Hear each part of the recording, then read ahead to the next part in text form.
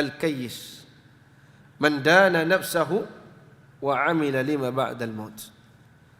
Yang dikatakan orang yang kayyis itu adalah orang yang merendahkan dirinya dan berbuat untuk yang setelah kematian, yang berbuat untuk hari setelah kematian, yaitu hari kiamat. Itulah yang dinamakan orang yang al-kayyis itu.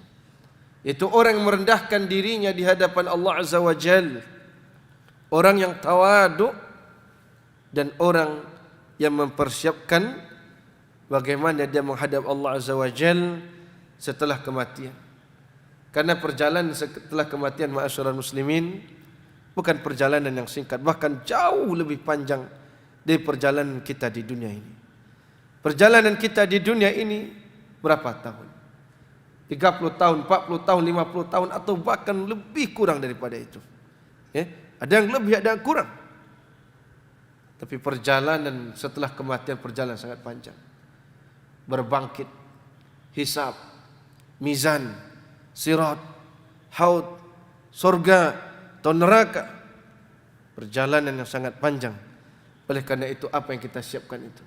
Apa yang kita siapkan untuk hari berbangkit? Apa yang kita siapkan untuk hari di padang mahsyar?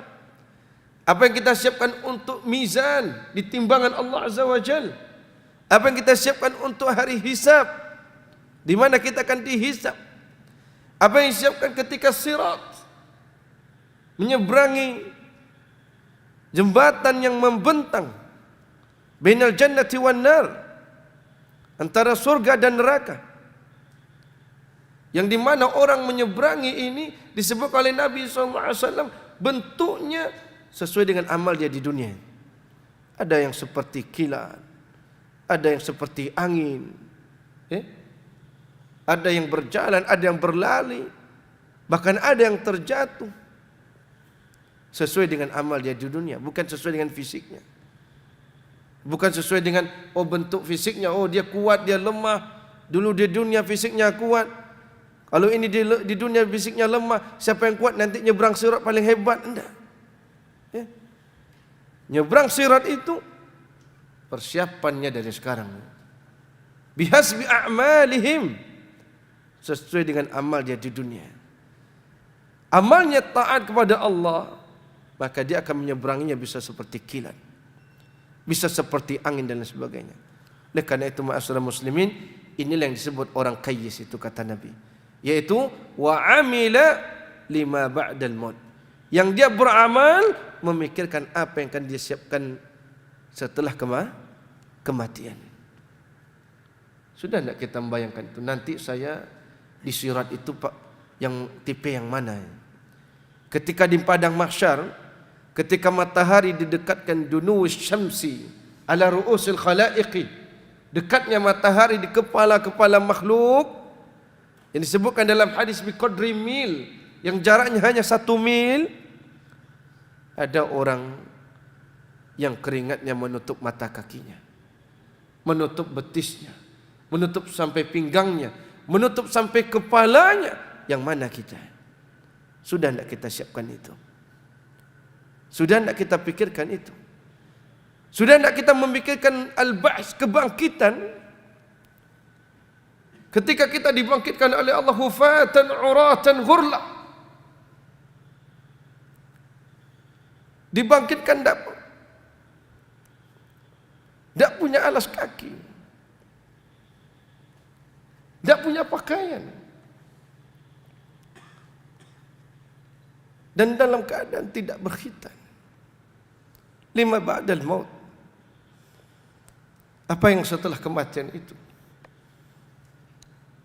Karena itu, ma'asyiral muslim, ini al-kayyis, orang-orang yang bersungguh beribadah pada Allah. Mereka adalah orang-orang amila lima ba'dal maut. Mereka memikirkan apa yang akan mereka persiapkan setelah kematian. Bagaimana dia menghadapi ba'as, kebangkitan, mahsyar, hisab, mizan, sirat. Bisa enggak dia minum dari telaga Nabi alaihi salatu wassalam, yang arduhu syahrun, yang luas panjangnya, wa tuluhu syahrun wa arduhu syahrun, kata Nabi. Yang panjangnya 1 bulan, yang lebarnya 1 bulan perjalanan. Telaga Nabi SAW. Berhakkah kita minum dari air telaga tersebut? Yang di mana Nabi SAW menyebutkan dalam hadis, yang berhak adalah orang yang istiqamah ala taatillah wa taba'a ala sunnati Rasulillah. Yang berhak meminum telaga tersebut adalah orang beristiqamah di atas ketaatan pada Allah dan orang mengikuti sunnah Rasulullah. Karena ada nanti di antara umat Nabi Muhammad dilarang dari minum telaga tersebut. Takutkah kita bisa jadi di antaranya? Bukan kita orang, bisa jadi itu kita di antaranya. Suhkan, menjauh kalian ketika dia mendekati telaga itu, karena yang berhak minum adalah orang mengikuti sunnah Rasulullah.